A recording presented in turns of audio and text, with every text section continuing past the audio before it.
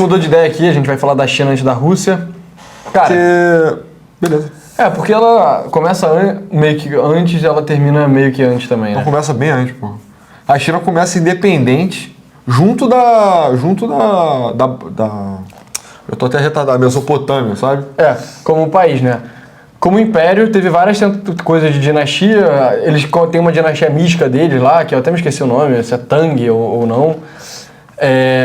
Tem um período lá que eles chamam de Warring States, que é a época do Confúcio, a época do Lao Tse. Do Lao Tse e do cara que escreveu a Arte da Guerra, né? Do Sun Tzu, que é mais ou menos 500 a.C., na mesma época do Sócrates e tal. Enfim, e aí depois a China tem várias dinastias.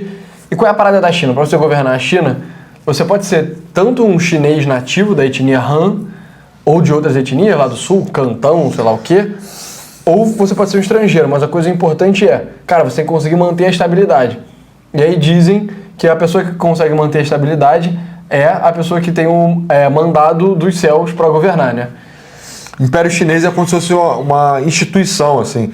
É o senhor de todos os chineses, assim. Naquela hierarquia, nem sempre foi com Confúcio envolvido, mas pensando nele, é o cara que está mais alto nessa hierarquia toda, entendeu? É onde todos devem respeito e obediência. Exato. E aí ele deve a todos, enfim, cuidado, né? O carinho, né? A boa atenção. Então, essa cadeira já foi ocupada por várias dinastias. É igual o Califado Árabe, entendeu? É uma instituição, tipo, transsecular, assim, sabe? Só que o Califado Árabe acabou, né? Exato. E o Império Chinês, que é uma coisa mais tranquila também, é mais voltado para dentro, entendeu? A China também é um país, igual o Japão, introvertido. Exato. A gente até ficou pensando, cara, até que ponto vale a pena colocar um Império Chinês? Porque a China nunca conquistou muito para fora. Só que aí a gente foi ver e, realmente, no Império Qing, especificamente, que é a dinastia que a gente colocou, eles de fato conquistaram a Mongólia, eles conquistaram o Tibete e eles conquistaram o Xinjiang, que é uma outra região aí. Que é uma outra região, que é tipo um Cazaquistão 2, assim, um pouco mais pro Oriente, né? E a gente acabou incluindo a dinastia Qing. Até porque eu ia ficar achando que o vídeo já tá incompleto se a gente não falar de civilização chinesa. Assim, exato, ia ficar meio incompleto mesmo. Exato. E, tipo, não é só Han também. Tem outras etnias menores dentro da China. E aí a parada desse mandato celestial é meio que abraçar todo mundo ali. Então, para todos os fins, é um império. Exato. Entendeu? É um império. E é um império... Algumas pessoas comentaram também, vocês falaram dos Estados Unidos, mas a China não é um império? A Rússia não é um império? Tudo bem, cara, a China é um império também, entendeu? Só que a gente não falou dessa... É porque os Estados Unidos só teve uma encarnação e tá nela até hoje. A China tem várias. A gente não ia meter a China do Xi Jinping para representar a China imperial, entendeu? Enfim, e aí, cara, a dinastia Qing, o que acontece? Antes da dinastia Qing, teve a dinastia Ming, que era uma dinastia Han, que é a etnia principal da China até hoje, né? Que são os chineses Han, que é tipo 60%, 70% da China. E o sistema Ming, ele colapsa lá pro século XVII, basicamente por revoltas internas, né? Então, tem seca, enchente, de vários desastres, invasores externos, etc. E a dinastia Ming, que ela era meio isolacionista, colapsa e entra Qing. E aí, o que são os Qing? Eles são manchus, que é da região da Manchúria, que é tipo o nordeste da China de hoje. Ao lado da Mongólia. Exato, é ao lado da Mongólia. É logo ao norte da Coreia, né? O Japão conquista a Manchúria nas guerras contra a China e tal.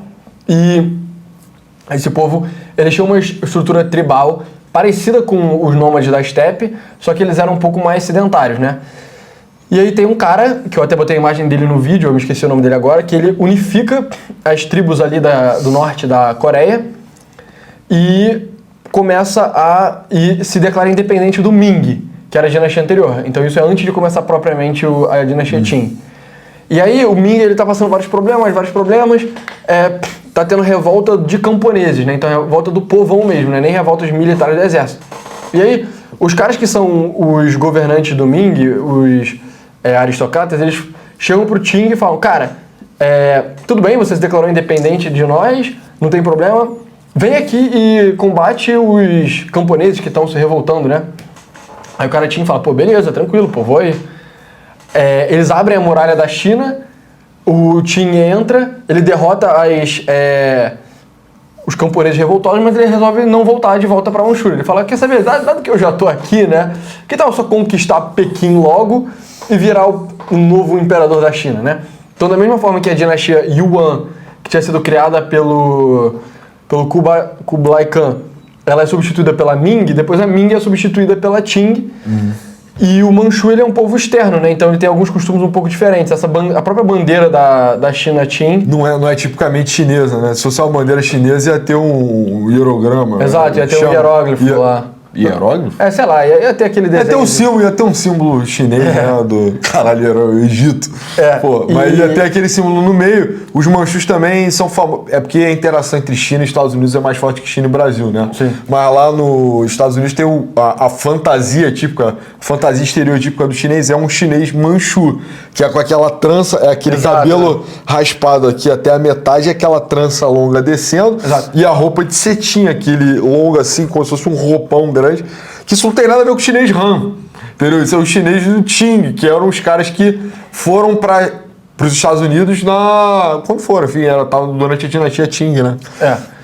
E aí, cara, o Qing, ele tem uma inovação militar, que é o sistema lá das tipo bandeiras ou legiões. Essa amarela é a principal, que era que ele comandava. Enfim, isso não é particularmente relevante, o importante é, ele toma o mandado celestial do Han, do Ming, né? Aí o resto da China fica meio revoltoso, eles não aceitam ser governados por um Qing, que era tido como um bárbaro, porque da mesma forma que muitos criticam os europeus por terem sido eurocêntricos no século XIX, a China sempre foi muito sinocêntrica.